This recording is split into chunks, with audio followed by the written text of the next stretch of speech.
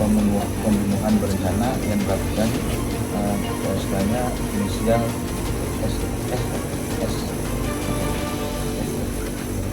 inisial SS, usia 33 tahun, warga desa Pucuk Alu, Kecamatan Roksukon, Aceh Utara. Sementara korban seorang bayi yang berusia 36 hari.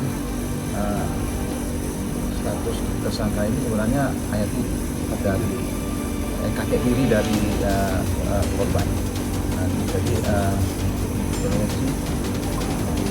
kronologis singkatnya, yang kakek ini berasal dari Aceh Utara dan melihat anak dirinya dan sekali melihat ibunya dan melakukan waktu yang kakek membunuh bayi yang berusia 36 hari ini dengan menggunakan